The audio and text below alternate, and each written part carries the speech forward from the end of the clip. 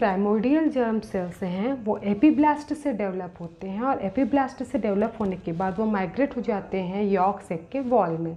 York sac की wall से 5th week तक वो जेनाइटल रिज में माइग्रेट हो जाते हैं। जब जेनाइटल रिज में वो 5th वीक में पहुंचते हैं तब गोनैड्स का डेवलपमेंट नहीं हो पाया रहता है और यहाँ पर क्रोमोसोम से आइडेंटिफाई हो सकता है कि एम्ब्रायो है वो मेल है कि फीमेल। यदि वाई क्रोमोसोम है तो मेल है और नहीं है तो फीमेल, परंतु मॉर्फोलॉजिकली ये डिटरमाइन नहीं किया जा सकता कि जो एम्ब्रायो है उसका सेक्स कौन सा है।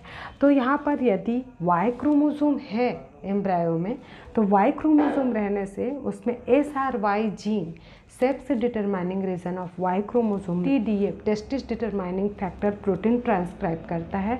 इसके ट्रांसक्रिप्शन के साथ ही जो जेनाइटल रीजन में सेक्स कॉर्ड्स बनने लगते हैं। न्यूबॉर्न बॉय में सेक्स कॉर्ड का अगर क्रॉस सेक्शन देखा जाए तो उसमें प्राइमरी जर्म सेल्स बंच के फॉर्म में बीच बीच में रहते हैं और साथ ही जो सेक्स कॉर्ड की एपिथेलियल लेयर है उससे सर्टोली सेल्स का फॉर्मेशन हो चुका रहता है।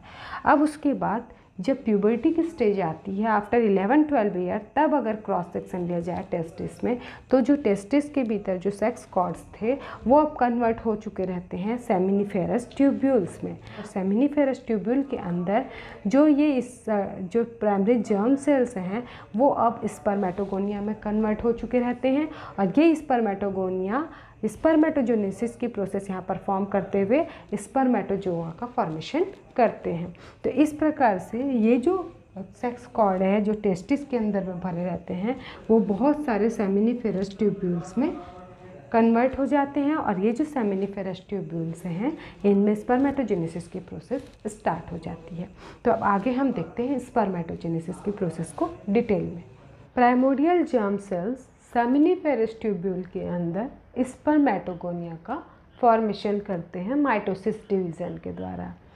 A1 type of spermatogonia form करते हैं। A1 type of spermatogonia stem cells होते हैं जो 3 प्रकार की प्रोसेस से आगे की प्रोसेस कंटिन्यू करते हैं। या तो ये सेल्फ रिन्यूअल के थ्रू अपने ही समान कोशिकाओं का निर्माण करते हैं या फिर एपोप्टोसिस सेल डेथ के द्वारा इनकी डेथ हो जाती है या फिर डिफरेंशिएशन के द्वारा ये टाइप B स्पर्मेटोगोनिया का निर्माण करते हैं। तो अब हम देखते हैं जो सेल्फ रिन्यूअल प्रोसेस है जिसके द्वारा वो अपने ही समान A1 जो कोशिका हैं वो अपने ही समान A टाइप की कोशिकाओं का निर्माण करते हैं। उस प्रोसेस में हम देखते हैं A1 स्पर्मेटोगोनिया माइटोसिस डिवीज़न के द्वारा A2 स्पर्मेटोगोनिया का निर्माण करते हैं। जब A1 से A2 स्पर्मेटोगोनिया का निर्माण होता है तो कार्योकाइनेसिस न्यूक्लियर डिवीज़न तो कंप्लीट होता है पर साइटोकाइनेसिस कंप्लीट नहीं हो पाता है, जिसके कारण साइटोप्लाज्मिक ब्रिज फॉर्म हो जाता है और साइटोप्लाज्म एक दूसरे से कनेक्टेड होते हैं। तो इस प्रकार से जो स्पर्मेटोगोनिया फॉर्म हुए उनके साइटोप्लाज्म आपस में कनेक्टेड हैं पर न्यूक्लियस सेपरेटेड है। अब आगे ये जो A2 टाइप ऑफ स्पर्मेटोगोनिया हैं अगेन माइटोसिस डिवीज़न से A3 type of spermatogonia form करते हैं और A3 spermatogonia again mitosis division से A4 type of spermatogonia form करते हैं। इस प्रकार से जितने A1 स्पर्मेटोगोनिया हैं ये सेल्फ रिन्यूअल प्रोसेस से A1, A2, A3, A4 type की कोशिकाओं का निर्माण करते हैं। या तो इनमें एपोप्टोसिस हो जाता है, सेल डेथ हो जाता है तो कुछ कोशिकाएं मर जाती हैं, परंतु जब सेल डेथ नहीं होता है, एपोप्टोसिस नहीं होती है और इनमें यदि डिफरेंशिएशन होता है तब ये टाइप B स्पर्मेटोगोनिया निर्माण करते हैं। तो टाइप B स्पर्मेटोगोनिया का निर्माण होने पर भी कार्योकाइनेसिस कंप्लीट रहती है पर साइटोप्लाज्मिक ब्रिज से आपस में कनेक्टेड रहते हैं। पर ये जो टाइप B स्पर्मेटोगोनिया हैं यही स्पर्मेटोसाइट के प्रिकर्सर होते हैं। अब इनमें जो टाइप B स्पर्मेटोगोनिया हैं इनमें डिफरेंशिएशन होता है एक माइटोसिस डिवीज़न के बाद ये फॉर्म करते हैं प्राइमरी स्पर्मेटोसाइट। यहाँ हम क्रोमोसोमल नंबर देखते हैं तो ह्यूमन बीइंग में 46 क्रोमोसोम होते हैं। In case of male 44 autosomes plus sex chromosome X and Y। अब ये जो क्रोमोसोम हैं A1, A2, A3, A4 ये सभी माइटोसिस डिवीज़न थे। प्राइमरी स्पर्मेटोसाइट में माइटोसिस डिवीज़न के परिणाम स्वरूप बने, इसलिए यहाँ पर भी क्रोमोसोमल नंबर 46 से ही है। 44 autosomal chromosome, X chromosome and Y chromosome. तो इस प्रकार से यहाँ तक की प्रोसेस में माइटोसिस डिवीज़न ही कंटिन्यू होते जाता है। ये जो प्राइमरी स्पर्मेटोसाइट्स फॉर्म हुए हैं ये मियोसिस 1 के द्वारा सेकेंडरी स्पर्मेटोसाइट्स फॉर्म करते हैं। चूँकि मियोसिस फर्स्ट रिडक्शनल डिवीज़न है, इसके कारण जो 44 क्रोमोसोम है 22 प्लस एक्स और दूसरे स्पर्मेटोसाइट में 22 प्लस वाई में बट जाते हैं। तो इस प्रकार से जो प्राइमरी स्पर्मेटोसाइट्स है ये सेकेंडरी स्पर्मेटोसाइट्स में कन्वर्ट हो गए हैं, जिनमें क्रोमोसोमल नंबर हाफ हो चुके हैं। परंतु यहाँ पर भी हम देख रहे हैं कि न्यूक्लियर डिवीज़न कंप्लीट है और आपस में ये साइटोप्लाज्मिक फेज से जुड़े हुए हैं। इसके बाद मियोसिस सेकेंड होता है। मियोसिस सेकेंड जो होता है वो रिडक्शनल नहीं होता है, इसलिए जो क्रोमोसोमल नंबर है आगे पूरे वो 22 plus X and 22 plus Y means 23 chromosomal number ही आगे कंटिन्यू होंगे।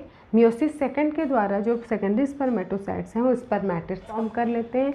यहाँ भी न्यूक्लियर डिवीज़न कंप्लीट है, बट साइटोप्लाज्मिक ब्रिज से आपस में स्पर्मेटिड्स जुड़े हुए रहते हैं। अब जो स्पर्मेटिड्स फॉर्म हुए हैं उनमें डिफ्रेंशिएशन की प्रोसेस होती है और इस प्रोसेस को कहते हैं स्पर्मियोजेनेसिस। स्पर्मियोजेनेसिस के परिणाम स्वरूप जो स्पर्मेटिड हैं वो हेड, मिडिल पीस और टेल वाले स्ट्रक्चर स्पर्म में कन्वर्ट हो जाते हैं। जो सेमिनिफेरस ट्यूब्यूल होता है उसके सेंटर में जो ल्यूमेन है उसमें ये रेसिडुअल बॉडी के फॉर्म में अपना जो साइटोप्लाज्म है उसको छोड़ते हैं और कुछ ऑर्गेनेल के साथ और न्यूक्लियस के साथ ये स्पर्म के फॉर्म में हेड, मिडिल पीस और टेल फॉर्म करते हुए सेपरेट हो जाते हैं। स्पर्मेटोजेनेसिस प्रोसेस में जो लास्ट स्टेप है जिसे स्पर्मियोजेनेसिस कहते हैं, इसमें जो स्पर्मेटिड हैं वो मैच्योर हो जाते हैं स्पर्मेटोजोआ के फॉर्म में।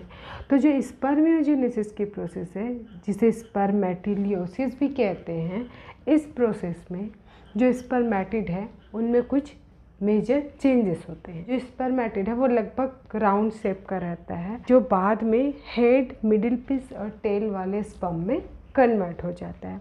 यहाँ हम देखते हैं कि स्पर्मेटिड में जो गोल्गी एपैरेटस है वो एक्रोसोम वेसिकल में कन्वर्ट हो जाता है, जो कि कैप के फॉर्म में स्पर्म के हेड पोर्शन को हाफ हेड पोर्शन को कवर करता है। इसमें कुछ एंजाइम्स भी होते हैं जो बाद में स्पर्म को एग में पेनिट्रेट करने में हेल्प करते हैं। स्पर्मेटिड में जो सेंट्रियोल होता है वो प्रॉक्सिमल और डिस्टल में कन्वर्ट हो जाता है। जो प्रॉक्सिमल सेंट्रियोल है वो फर्टिलाइजेशन में एग में इंटर कर जाता है और एग के फर्स्ट क्लीवेज को परफॉर्म करने में हेल्प करता है। क्योंकि एग में सेंट्रियोल नहीं रहता है इसलिए जो प्रॉक्सिमल सेंट्रियोल है उसके फर्स्ट क्लीवेज डिवीज़न में हेल्प करता है। अब उसके बाद जो डिस्टल सेंट्रियोल होता है उसे हम देखते हैं तो ये एक्सियल फिलामेंट या टेल का फॉर्मेशन करता है और बाद में ये डिसअपियर हो जाता है। उसके बाद हम देखते हैं न्यूक्लियस। न्यूक्लियस उसमें काफ़ी चेंजेस होते हैं। उसमें जो हिस्टोन प्रोटीन था डीएनए के साथ वो प्रोटामाइंस में कन्वर्ट हो जाता है। प्रोटामाइंस स्मॉल साइज्ड प्रोटीन है और लगभग 60% इसमें आर्जिनिन होता है। अब इसके कारण न्यूक्लियस जो है वो कंडेंस होने लगता है। फिर उसमें जो न्यूक्लियोसोम्स थे, जो कि अब जो हिस्टोन्स है वो प्रोटामाइंस में कन्वर्ट हो गया है, तो जो न्यूक्लियोसोम है, nucleosome means DNA plus histone protein का बाइंडिंग फॉर्म। तो जो न्यूक्लियोसोम है अब हिस्टोन प्रोटीन के कन्वर्सन के बाद वो डिसोसिएट होने लगते हैं। उसके बाद हम देखते हैं कि जब ये डिसोसिएशन हो जाता है, न्यूक्लियोसोम्स का हिस्टोन्स का कन्वर्सन हो जाता है, तो जो ट्रांसक्रिप्शन की प्रोसेस है वो शट डाउन हो जाती है। मीन्स डीएनए से अब आरएनए का फॉर्मेशन नहीं हो पाता है और जो न्यूक्लियस है वो क्रिस्टलाइन स्ट्रक्चर में कन्वर्ट हो जाता है। इस प्रकार nucleus small sized flattened body के रूप में कन्वर्ट हो जाता है। जो स्पर्मेटिड का साइटोप्लाज्म है वो ड्रॉपलेट के फॉर्म में थोड़ा सा रह जाता है। माइटोकॉन्ड्रिया था स्पर्मेटिड में, वो फ्लैजिलम के किनारे रिंग फॉर्म करता है कि जो स्पर्म है उसका जो शेप है वो पेनिट्रेशन के लिए इजी हो उस शेप में कन्वर्ट हो रहा है। उसमें आगे हम देखते हैं कैप के कारण प्रोटेक्शन हो जाता है स्पर्म में, और साथ ही चूँकि इसे मोबाइल होना है, एक्टिव होना है, इसलिए माइटोकॉन्ड्रिया ज़्यादा रहते हैं ताकि एनर्जी सप्लाई होती रहे। टेल फॉर्म हो जाता है जो इजीली मूवमेंट में हेल्प करे, और इस प्रकार से जो स्पर्मेटिड है वो स्पर्मेटोजोआ या स्पर्म में कन्वर्ट हो जाता है। जब ये कन्वर्सन होता है, जो सेमिनिफेरस ट्यूब्यूल है उसके सेंटर ल्यूमेन में स्पर्मेटिड हैं वो एक्यूमुलेट हो जाते हैं, और उसके बाद बाकी जो साइटोप्लाज्म है वो बेसल बॉडी के फॉर्म में फेगोसाइटोसाइज्ड हो जाता है, और ये स्पर्म फिर सेमिनिफेरस ट्यूब्यूल से पुश्ड कर दिया जाता है एपिडिडाइमिस में, और टेस्टिस से बाहर अब स्पर्म आ जाता है एपिडिडाइमिस में। मैक्सिमम मोटिलिटी स्पर्म की अटेन होती है एपिडिडाइमिस में, और वहाँ से फिर वो फुल्ली एक्टिव होकर के, फुल्ली मोटाइल होकर के आगे की प्रोसेस जो रहती है फर्टिलाइजेशन में उसमें परफॉर्म कर पाता है। इस प्रकार से जो स्पर्मेटिड है वो full developed matured motile sperm में कन्वर्ट हो जाता है। हार्मोनल कंट्रोल इन स्पर्मेटोजेनेसिस, यहाँ हम देखते हैं हाइपोथैलेमस गोनाडोट्रोपिन रिलीजिंग हार्मोन के द्वारा एंटीरियर पिट्यूटरी को स्टिमुलेट करता है। Anterior pituitary gland follicular stimulating hormone release करता है।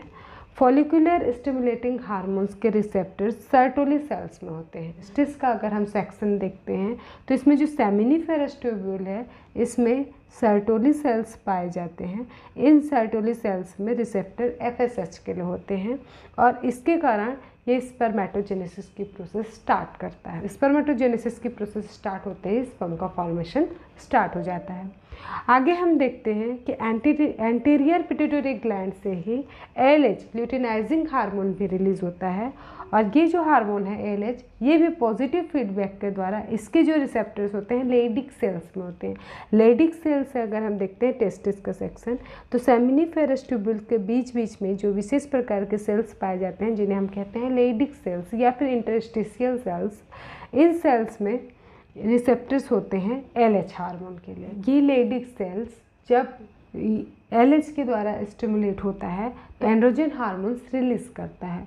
एंड्रोजन हार्मोन्स स्टिमुलेट करते हैं, पॉजिटिव फीडबैक देते हैं, स्पर्मेटोजेनेसिस प्रोसेस को फैसिलिटेट करते हैं। जब स्पर्म काउंट बढ़ जाता है, बहुत ज़्यादा मात्रा में स्पर्म का फॉर्मेशन हो जाता है, तब उस कंडीशन में यही एंड्रोजन हार्मोन्स टेस्टोस्टेरोन प्रोड्यूस करते हैं, और ये जो टेस्टोस्टेरोन है ये एंटीरियर पिट्यूटरी ग्लैंड को नेगेटिव फीडबैक देते हैं, और साथ ही ये हाइपोथैलेमस को भी नेगेटिव फीडबैक देते हैं। हाइपोथैलेमस से नेगेटिव फीडबैक आते ही गोनाडोट्रोपिन रिलीजिंग हार्मोन का सिक्रेशन स्टॉप हो जाता है, और उसी तरीके से जब टेस्टोस्टेरोन के द्वारा negative feedback anterior pituitary gland में आता है तो साथ ही एंटीरियर पिट्यूटरी ग्लैंड FSH और LH का सिक्रेशन भी कम करने लगता है, स्टॉप कर देता है। अब उसके बाद हम देखते हैं एक और नेगेटिव फीडबैक सर्टोली सेल्स के द्वारा इनहिबिन के प्रोडक्शन के साथ होता है। इनहिबिन जो हार्मोन है ये सर्टोली सेल्स प्रोड्यूस करते हैं, और ये कंडीशन तब आती है जब स्पर्म काउंट बढ़ जाता है। तो इनहिबिन के कारण नेगेटिव फीडबैक से anterior pituitary gland FSH hormone जो होता है उसका सिक्रेशन कम कर देता है और उसके कारण फिर से सर्टोली सेल से स्पर्मेटोजेनेसिस प्रोसेस आगे कंटिन्यू नहीं कर पाता है, और स्पर्मेटोजेनेसिस की प्रोसेस स्टॉप हो जाती है। इस प्रकार से हमने देखा कि एंटीरियर पिट्यूटरी ग्लैंड है वो पॉजिटिव फीडबैक के द्वारा FSH LH के प्रोडक्शन के द्वारा टेस्टिस में सर्टोली सेल और लेडिक सेल को स्टिमुलेट करता है स्पर्मेटोजेनेसिस की प्रोसेस के लिए, और उसके साथ ही जब स्पर्म का फॉर्मेशन बहुत ज़्यादा हो जाता है तब ये दोनों जो सेल्स हैं सर्टोली सेल और लेडिक सेल जो हेल्प कर रहे थे स्पर्मेटोजेनेसिस को, वे इनहिबिन और टेस्टोस्टेरोन के द्वारा नेगेटिव फीडबैक देते हैं, और उसके कारण से FSH और LH का सिक्रेशन कम होने लगता है, स्टॉप हो जाता है, और स्पर्मेटोजेनेसिस की प्रोसेस धीमी हो जाती है या रुक जाती है। तो इस प्रकार से हार्मोनल कंट्रोल स्पर्मेटोजेनेसिस प्रोसेस में होता है।